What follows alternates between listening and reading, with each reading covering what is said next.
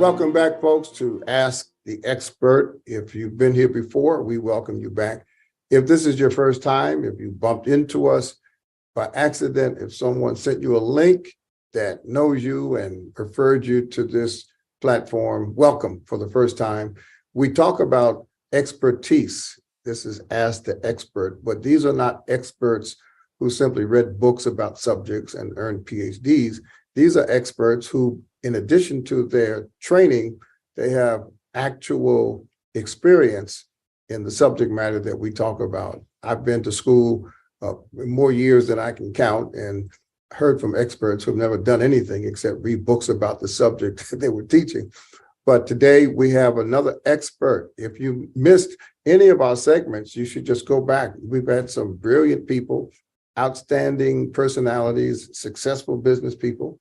And this month we're focusing on female experts in recognition of Women's History Month, and we're focusing on women making history.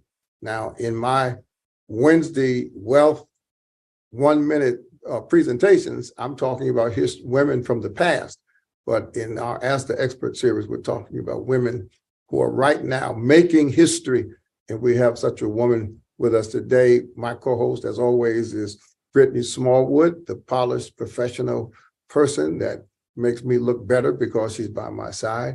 Brittany, welcome back to Ask the Expert. We have an exciting guest with us that you'll introduce. Thank you so much, Dr. Soares. It is always a pleasure to work with you. And today I am so excited for our guest. Her name is Shara Ruffin, and I will let her describe her credentials when she officially comes on. She is a 5-time Amazon best-selling author, as well as the owner of Journey to Licensure, LLC. Shara, welcome to Ask the Expert. Thank you so much for having me. I am excited to be on. My name is Shara. Again, I am a licensed clinical social worker, former therapist of 20 years. So I'm very excited to be here. I am also the founder and owner of Journey to Licensure, which is a consulting and coaching company to help social workers pass their licensing boards, along with providing clinical supervision and professional development. So thank you for allowing me to be here. That is so critical because you may not know, Ms. Ruffin, but for 30 years, I served as pastor of First Baptist Church in Somerset, New Jersey. For 20 of those years, we had the only African-American owned foster care and adoption agency. We recruited and trained foster parents. And of course, a lot of our work was inside the foster care system, which necessarily connected us to social workers. And we constantly needed social work staff, social workers who were interns.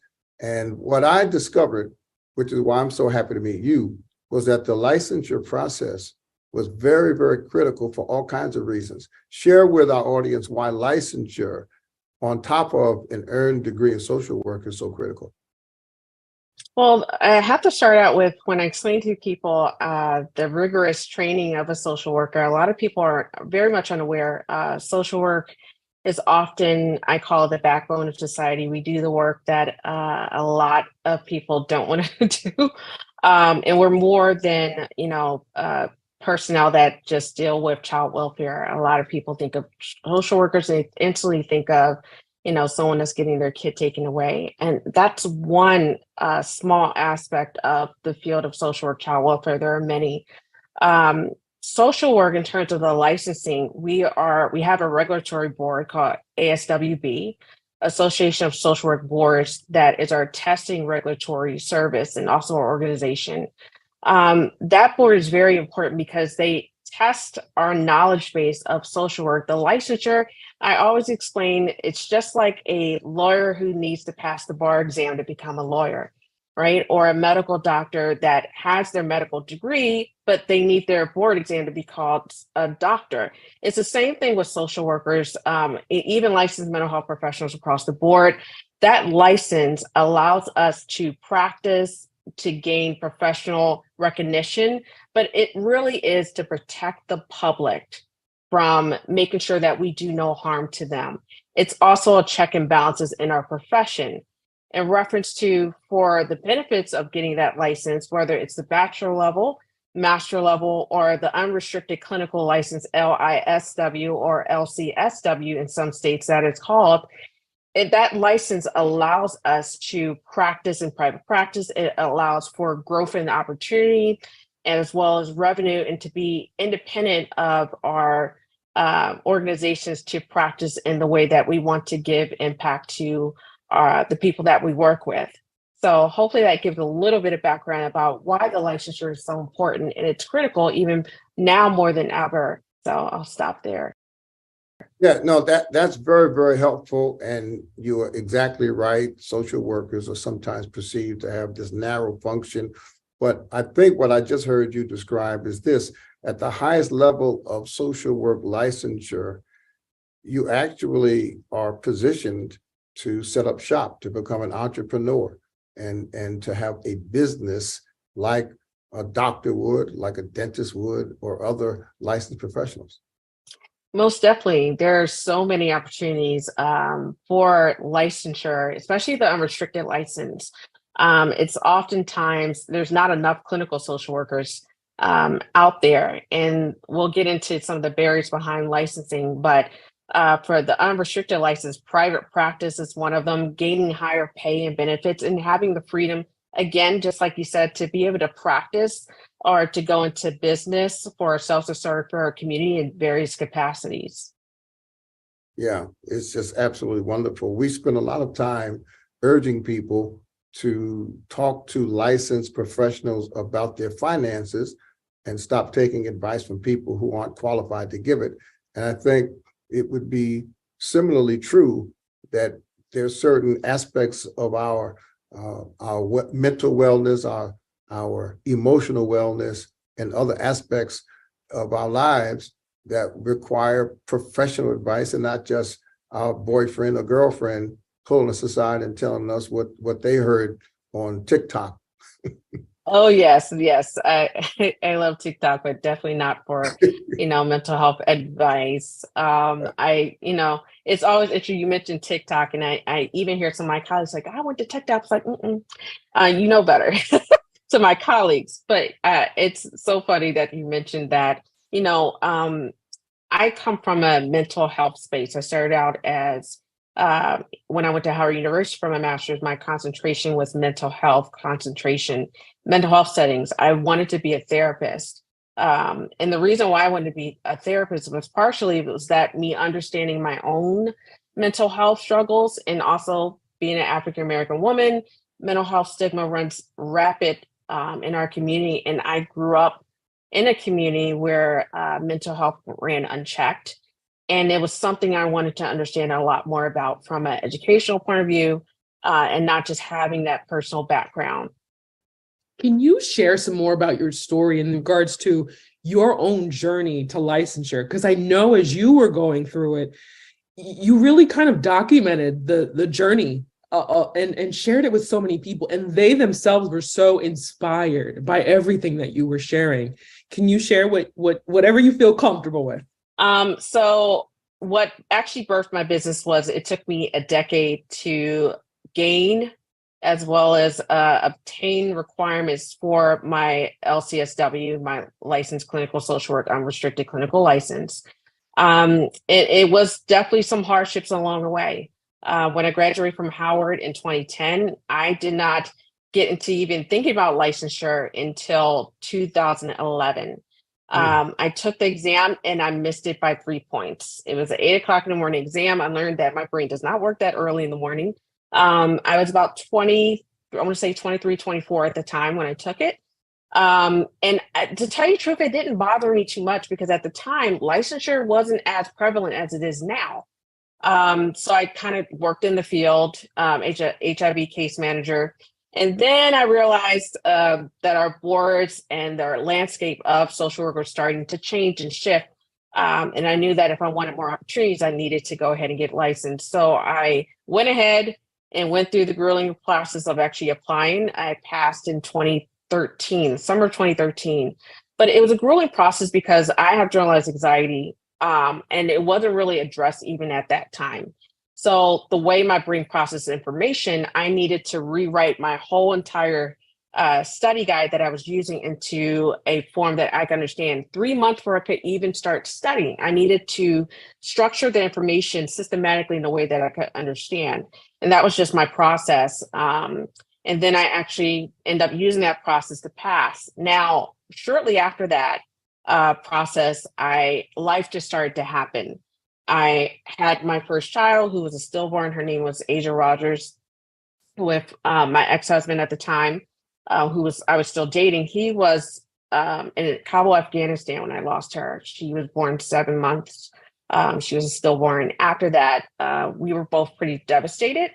When he returned, my rainbow baby, Jaden, was born. Jaden, he's now almost 9 years old. At the time, he was born with a kidney abnormality that the doctors told me if he didn't have surgery, he wouldn't live beyond a year old.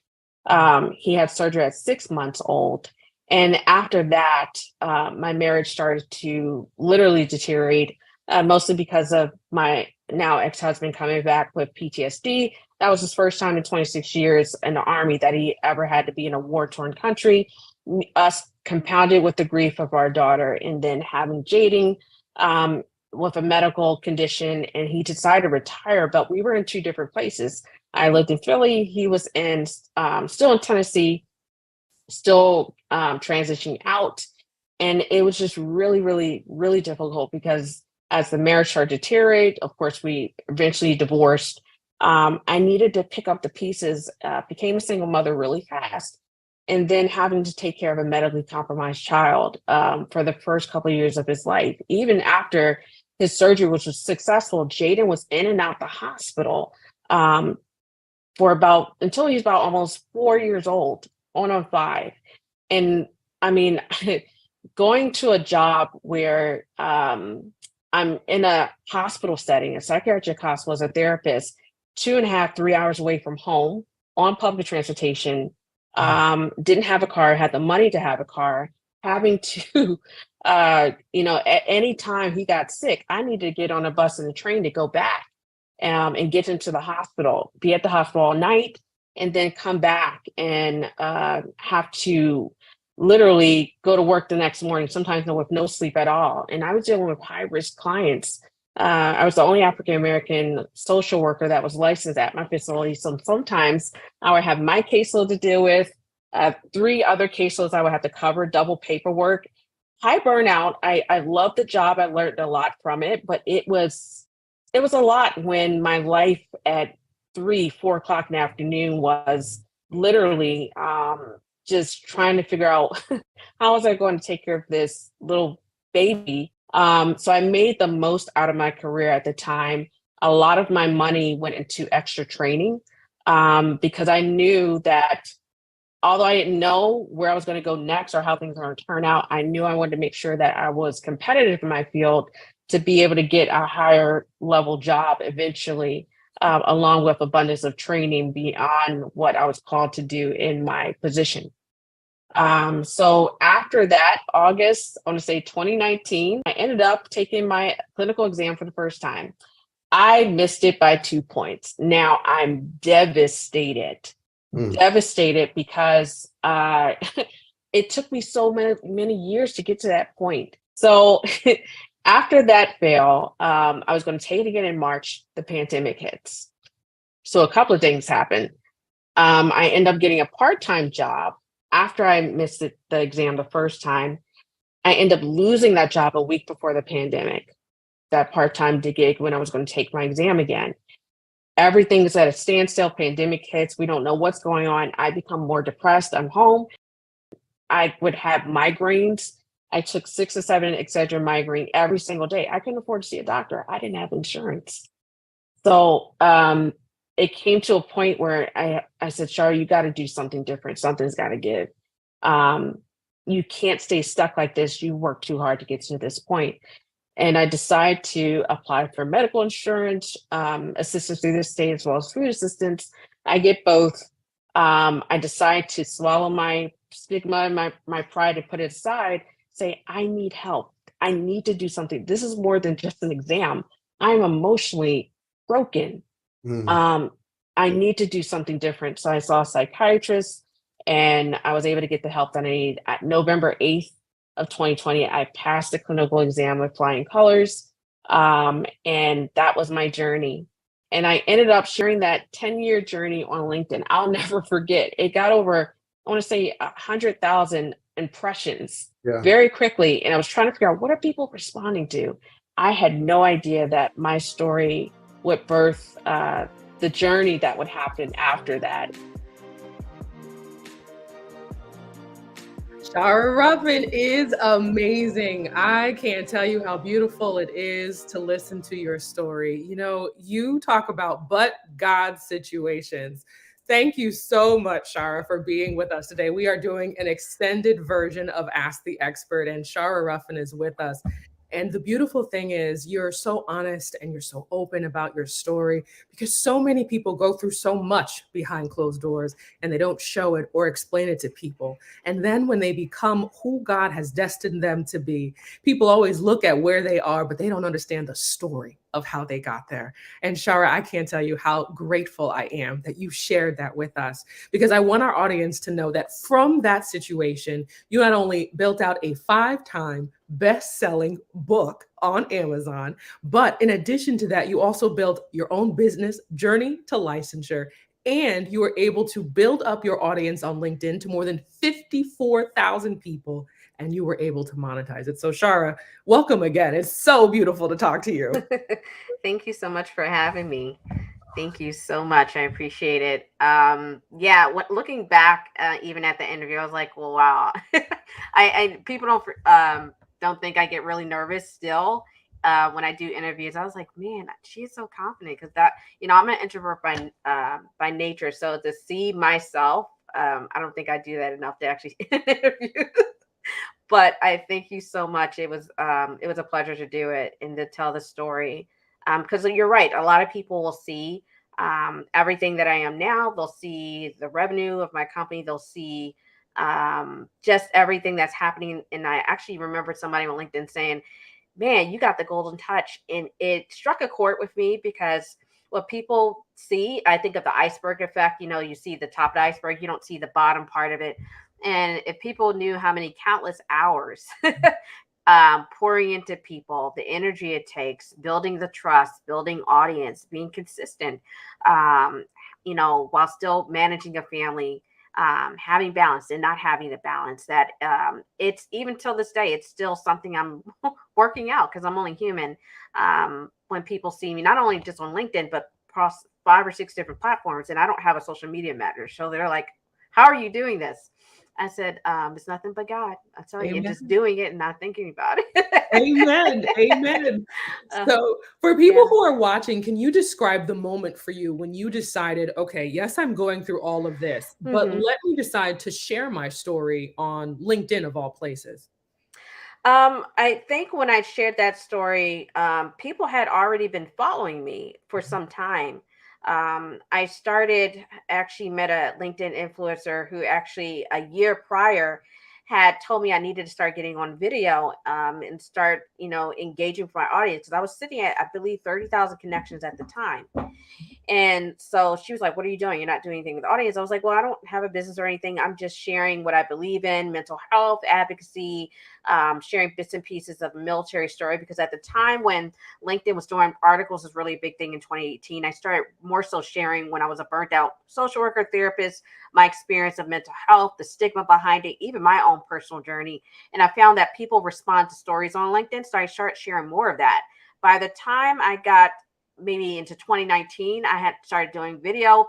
People had knew me from my posts, but they had never heard my voice, never seen me. So it was a welcoming part of my community saying, hey, I finally get to see you. I've seen so much of your work, so much of what you do. I appreciate a lot that you say. And I didn't realize how powerful video was at the time. So I started consistently doing it for a whole year. Every day I was doing it.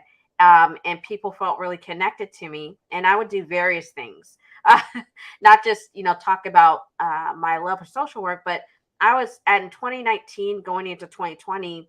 I was transitioning from going from working for someone else to trying to study for an exam, failing the exam, telling my audience, hey, I'm going to pass this 30,000 people, like a small stadium of people, and I fail. And the amount of support that I got was just immense. And I started really sharing that journey of going through depression, being really broke, stuck, homeschooling my son. People got to know Jaden so well on LinkedIn, because when I was pushing myself to do video, I would have to homeschool him.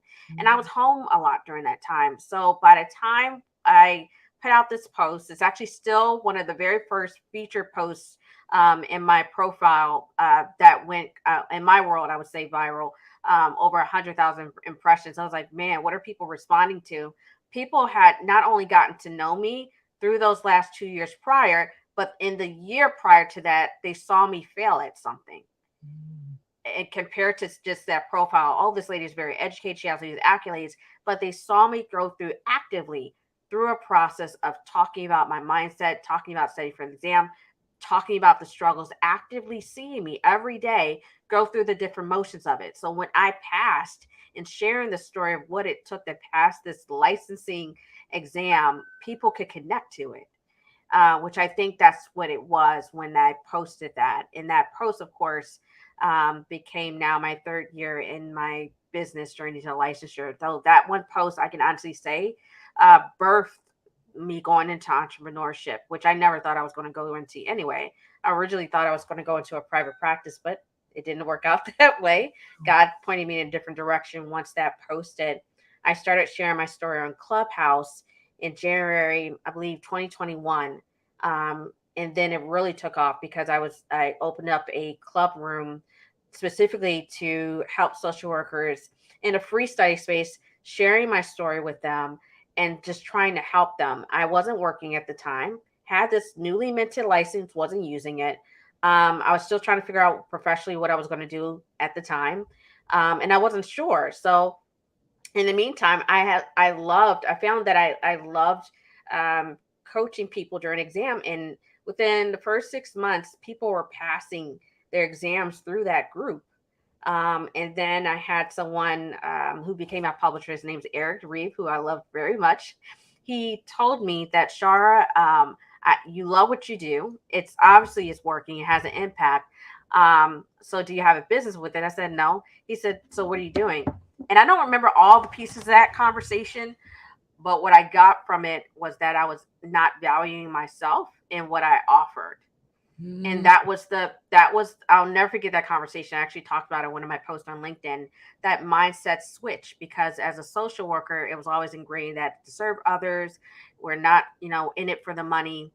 The flip side to that I had to deal with and face was that I have bills, I have children, I have student loans. I have a life. I've worked this hard for a license that I now have, that I deserve to value myself in. It should be reflected in my bank account. So, it took some time to make that switch. It was more of a mental mindset switch when he said there was nothing wrong with charging for what you do, and what you do very well. It took a lot of years for you to get to this point. So I fought with it, and then small increments, I started charging the more comfortable I became, because I had social proof of what I did very well. And from there, within about, I'd say, less than 30 days, I made my first $10,000, and that was July 2021. And that was within maybe 30 days from the conversation I had with Eric. I'll never forget it. Just that switch that happened very quickly. So I'll stop there. I want to go back just a little bit and then kind of couple back to what you're talking about. Sure. Initially, when you said that you started posting every day, because I know a lot of people who are watching, they may have their own businesses. They're trying to, maybe they're a solopreneur or a new entrepreneur trying to build their brand. You said you posted every day. Did you create a video that went live every day, or did you tape yourself, kind of make some edits and post that every day? What type of video posting did you do each day? They varied. They weren't professional, I'm gonna tell you right now. And I think that's probably what a lot of people responded to. If they were never polished. My first video was talking about how uncomfortable I was. One of the things that I became a really good master at is taking everyday experiences that I was going through and tying them to a life lesson, tying them to something of value or mental health related, because that's what I knew. And that's what I could feel. I never wanted to post something that I could not give a value to someone else. So what can I extract from this experience? My first video, I'm scared to do video. I'm uncomfortable. So I'm stepping out on faith, doing something I'm comfortable with. Hi, my name is Shara. I'm a mother. I have my son Jaden. He's still in homeschool. I just failed my exam, and I'm just trying to find my way during the midst of the pandemic. I'm at home. I'm not working, and I talked about all of that, and I talked about the struggles of that because at the time I didn't have any of the stuff I do now. But I think it was the fact that for me personally, everyone does it very differently. There's so many experts out there that talk about um, content and being consistent and posting. It's going to look different to everybody. But for me, what my journey was, being very authentic to who I was, what I was going through at the time is what showed up in my videos that I did. Every day was something different. Me, Jaden, talking about mindfulness, doing breath work exercises with him, trying to keep myself in check, cooking. Sometimes a thought would pop in my head and I would just post. I wouldn't think much about it. If I had to think about it, it wasn't going to happen. So for me, after the first initial video of talking about how comfortable I was that I was stepping on her face to do this, it was a welcoming gesture. I would look in the comments to see what people respond to, and it gave me the boost to keep doing it. The more consistent I was at doing it, the more I did it every day, the more connected people felt, the more that people started to follow me. And there are times where I didn't even know, like, why are people following me? But I think with LinkedIn, especially, that I learned even as a business person, you're selling to somebody.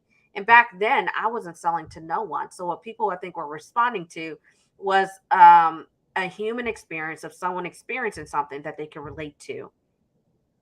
That is so cool. So as you saw your audience growing, you said you talked to someone named Eric. Was Eric a friend, a coach? Eric was somebody that I met. I believe I met Eric through Clubhouse. Nice. Eric Reed, he's a publisher, so a really good one. And when I met him, he used to do these coaching calls, and this one was, I think I was trying to figure out what way I was going to go, and I felt really connected to him, so we touched base. And I remember that heart to heart conversation he had with me because I was really struggling. I mean, I was doing this for free. I would spend hours, maybe 2 or 3 hours, doing this room consistently every Mondays, and I just love doing it. I love seeing my colleagues move on because I had struggled with that very same thing. But I wasn't making any money or anything for, nor did I ever think about it. So when Eric said, "Okay, you can start monetizing this," the first thing, correct me if I'm wrong, was the first thing that you did was it wasn't creating the business, was it? Or no,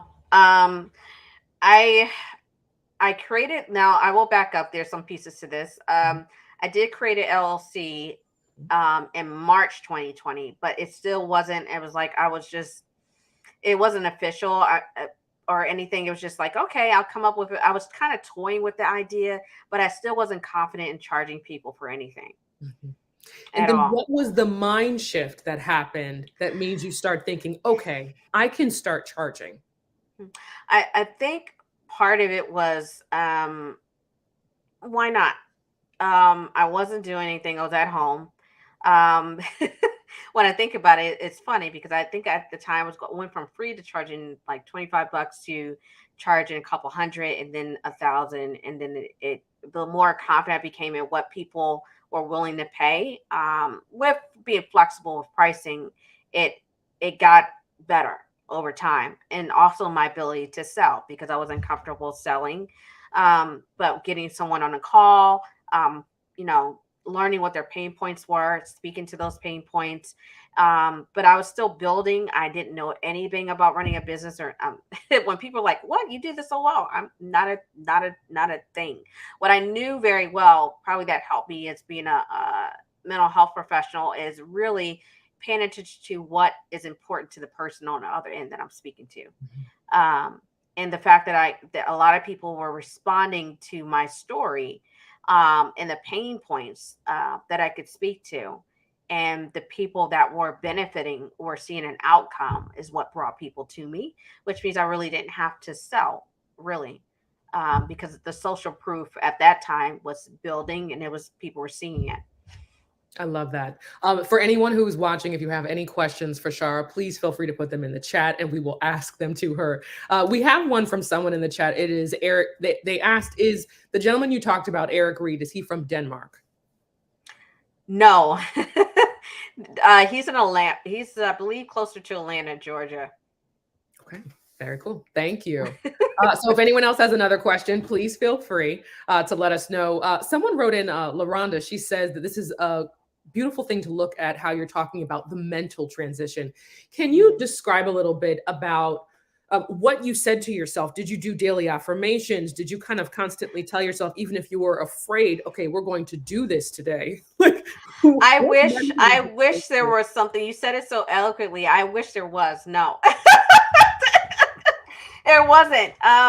If I had to think about this, I would probably have to say it was more so doing, and seeing what would happen. Now I have to say, I fought with, when Eric told me you need to charge this much, I was like, no, nobody's going to be able to afford that. No one's going to pay me for that. That was my initial thought. It was like $1,000. I was like, no, that's too much. This is, and he's like, okay. And I was like, all right, I'll try it.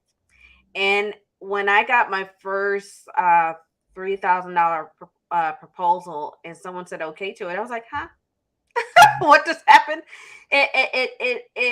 The switch happened in terms of really, and the confidence, it grew over time. It wasn't something right away. I was always devaluing myself in some way. And I think a lot of my colleagues do.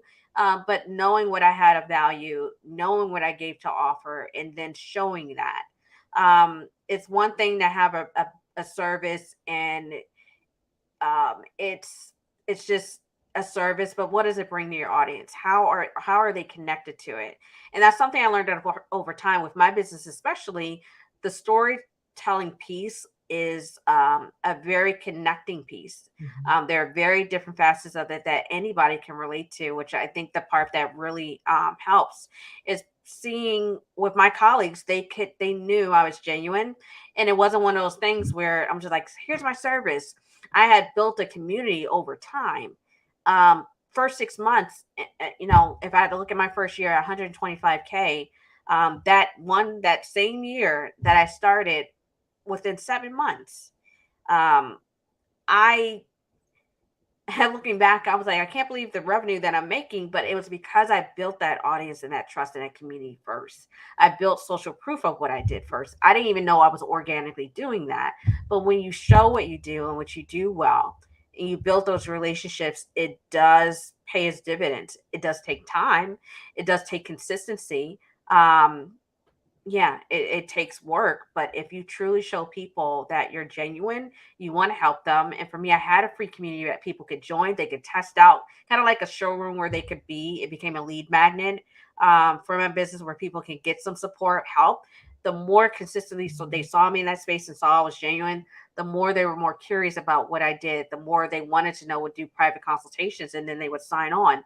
Hence, they would get the outcome that they wanted. I think the trust factor is so important when it comes to having a business, to the people that you're serving. It's not about the money. The money is an outcome. It's an outcome of the service you provide, and that you're giving. I look at the service I give them more than just the revenue that's there. I talk about revenue a lot on LinkedIn, about the money, the revenue, and things that I've been able to do, because I want people to know where I was. I mean, 3 years ago, I'm on food stamps. I'm struggling. A credit score is bad. It's not even fair. It was poor. Think about where I was then, and then jumping to now. It's March 15th. I've hit about $80,000 in revenue so far. So good. Yeah. Not to cut you off, sorry, but that when I talk to people just about, they see the money. Again, I always try to get people to think about what can you offer, what can you build a community and space around, and how can you build that trust. And it doesn't happen overnight. What took me 20 years to do what I did in 2 years took 2 decades to get to. So just really want to encourage people to just hanker down, do the work, build brick by brick. It's not going to happen overnight. Yeah. Absolutely. And you know what else I hear you saying is that you did it even while you were afraid, and that you just put one foot in front of the other and you kept moving forward. Instead of constantly just thinking about it, you put action towards it and you did the work. You've got all of your beautiful credentials. You've done the work. And you just said, you know what, today I'm going to show up and be authentically myself. And people just truly grabbed onto that, because I think sometimes it's so, for me, even personally, I love it when someone shares their testimony with me, because you truly appreciate their journey and what they've gone through. I personally do. So Shara, I thank you so much for every single thing that you have shared today. I think before we get ready to go, I just want to talk to people about your book. You not only transferred everything into your business, but you also wrote a book, 90 Days of Inspiration. Let me get the full title for everyone: A Study Companion for Social Workers Taking Their Licensing Exam. So walk us through the process. What made you think of creating this book as well? So there are actually two of them. They're actually behind me. Actually, so there's actually two: 90 Days of Prayer and there's 9 Days of Inspiration. The first one was 90 Days of Prayer. Both of those were actually written within 3 weeks. They're about almost 100 pages each. So people were like, "Huh?" What I met another lady. I can't think of her name right now, who actually really encouraged me to take all the content that I had out there, encouraging people and turning them into a book. So it's a mixture of inspirational content that I used to have up on LinkedIn and Instagram and Twitter. And it was a combination. The 90 Days of Prayer Journal was a combination of scriptures, because I'm a spiritual woman, that I wrote down in the midst of my depression. After I failed my exam, and then 8 months until I took the exam again. Every day I took my son's old kindergarten journal and I would write down prayer requests. I would write down little notes to myself, because I couldn't afford to have a therapist at the time. I didn't have any insurance. And every day I wrote something down, even if I didn't believe it, praying that God would take me out of this situation that I'm in, to pull me through, because I can't see where I'm supposed to go. So I would write down these things every single day. And that became the 90 Days of Prayer. I didn't know it was going to have the impact that it did. But I found out very quickly it was something that my audience needed. And the way I looked at that book was, I'm done with this part of my journey. It's time for me to wrap it up in something that tangible that I can give to my colleagues, that they can use. And it turned out to be what it was. So 90 Days of Prayer was the first book. 3 months later, 90 Days of Inspiration, which was a mindset journal for social workers studying for the exams, came out in spring of last year. So following 3 months after 90 Days of Prayer. I love it. Well, both sound amazing. I was looking at both. Please feel free to get them to anyone who is watching. They are available on Amazon. And Shara, before we close it out, I just want to share some of the comments. Someone, Kathy on LinkedIn said, Shara, you are a powerhouse and I am so inspired by your story. Leonda said, I am enjoying this conversation. And the thing that we have to think about has to do with our discussion about time. And Shara, you have done such a great work in a short period of time, 3 years. People have not had this success in their lifetime, and you are encouraging her to go forward in her journey after 25 years of education. So yeah. She's ready. She says, I'm ready to build this for myself. Left her job in January, and she's ready to do like you have done for herself, for the world as well. So you are inspiring so many. So thank you, Shara. Well, thank you. As we begin to close out, is there anything that I have not asked you that you would like to share with others about monetizing their audience or telling their story? I would say, when it comes to, when I thought I saw the title, How to Monetize Your Audience, I instantly, to tell you the truth, I have to be honest, I was like, I kind of cringed a little bit, because when I think of monetization, again, maybe that's my social work heart. When I think about my community, I never look at them as like dollar signs. For me, when I initially started my business, I've always worked from, what can I give to someone of value? What can I give them that's going to help them? What can I extract from my own painful experiences, or good experiences, to help them? So when I saw that title, I was like, I want to turn this around to, what can I give? Because money is one thing. Money is a tool, right? When you have it, you can do some means with it. And not just personally, but in terms of, expanding your business, your brand, whatever. But to me, the beauty in what I've been able to do has literally came from not thinking about money at all. I mean, I started doing it with no money, no capital, for free because I loved it. Um, and I enjoyed it. And then with some encouragement, some push, it became what it is now. But initially, I went into it because I wanted to help other colleagues, especially clinicians of color, social workers who look like me, that can't reach the people that they need to because they don't have that license, because they're struggling to get it.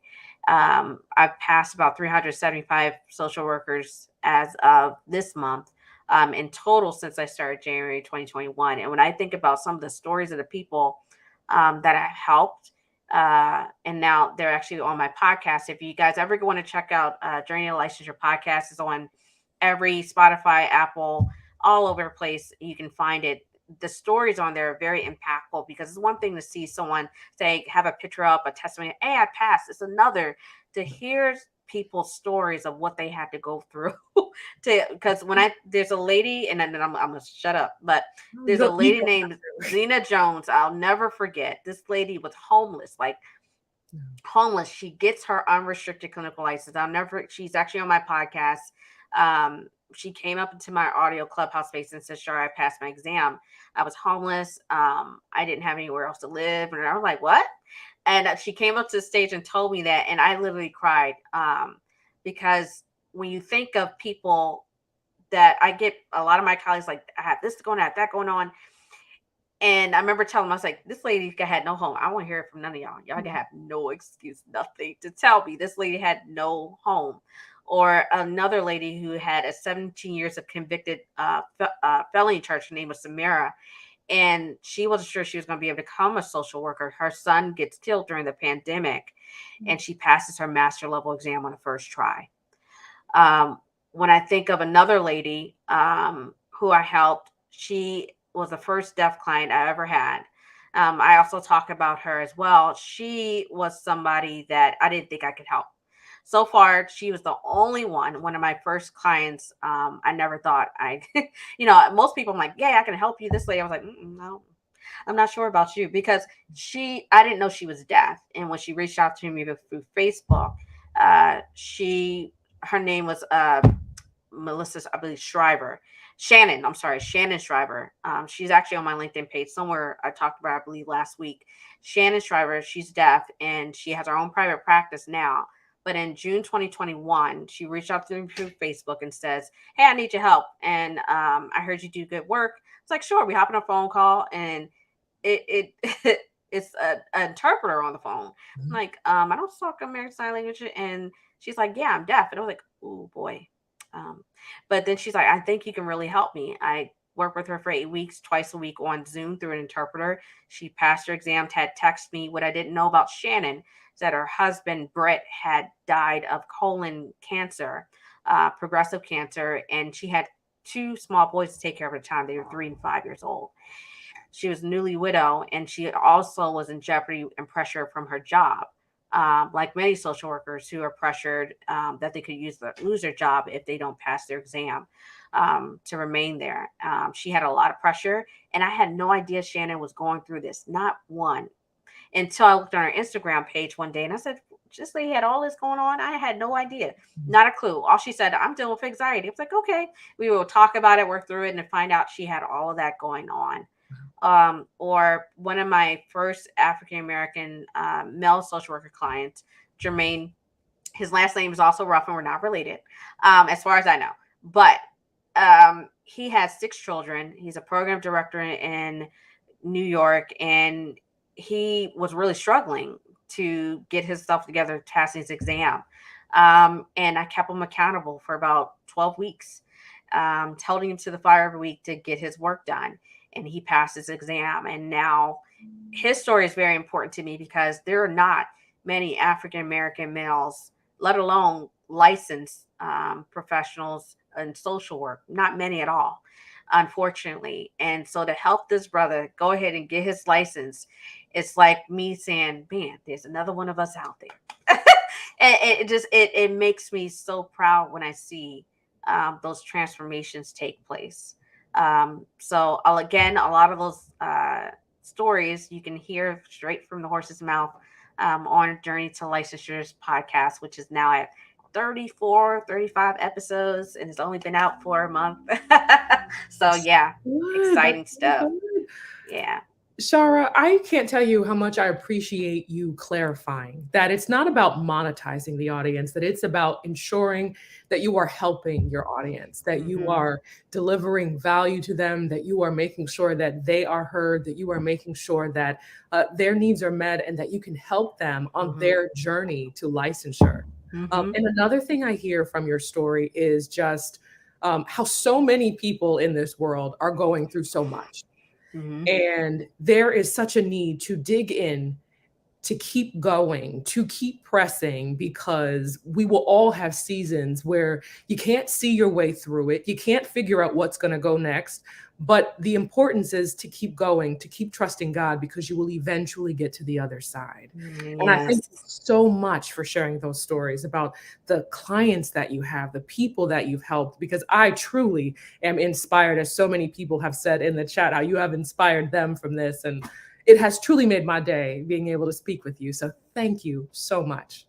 No problem at all. It's always a joy. Even sometimes I still pinch. I do pinch myself to say I not only am I able to do what I love.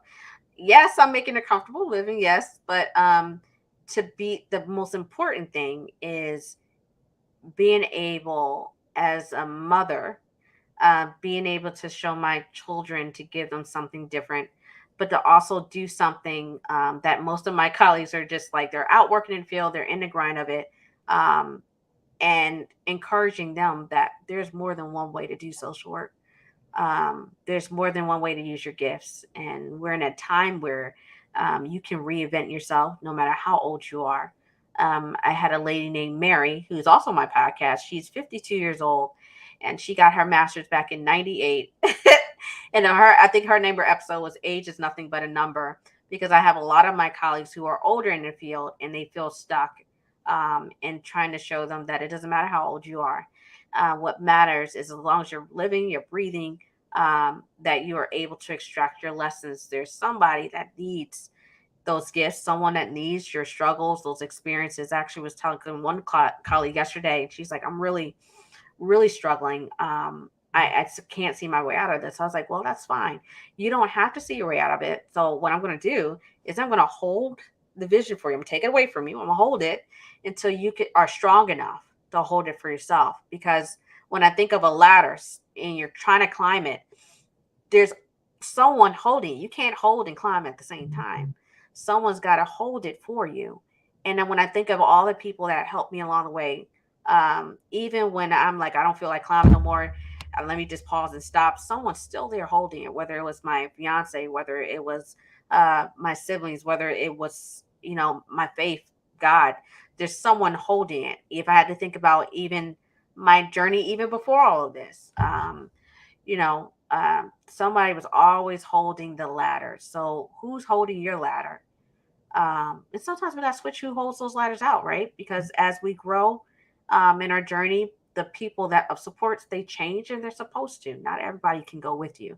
That was something else I had to learn. I'm still learning, that it's okay to, as you grow, leave people where they are, because they're either not supposed to go with you, or they're they can go with you, but they can't walk you through those doors. You have to go through it on your own. Um, but yeah, I would say good luck to everyone, and just remember your why. Anchor to it when it gets hard, because it will. It get hard, but you need to love it. Um, you need to be able to stay grounded in that why. Because I'm telling you, we were talking before this before we went live. Like, I tired today. I tired. And it's my birthday week. I actually turned 37 on Tuesday. So I was like, I'm going to rest the rest of the week. Try to. People on LinkedIn see it's like, she gonna rest. I try. But it's so important to, as you're trying to build, take time to yourself. Do the self-care. You can't pour from an empty cup. It's something I actively remind myself, even my journey, even when things are going well, that it's okay to say no. It's a complete sentence. Now I'm gonna shut my face. I got nothing. No, you don't have to. This was phenomenal. I know I was blessed by this. I know so many others have been, and we just want to say happy early birthday to you. Thank And you. thank you so much for joining us, and thank you to everyone who's watching as well. Have a wonderful day, everyone. Bye, everyone.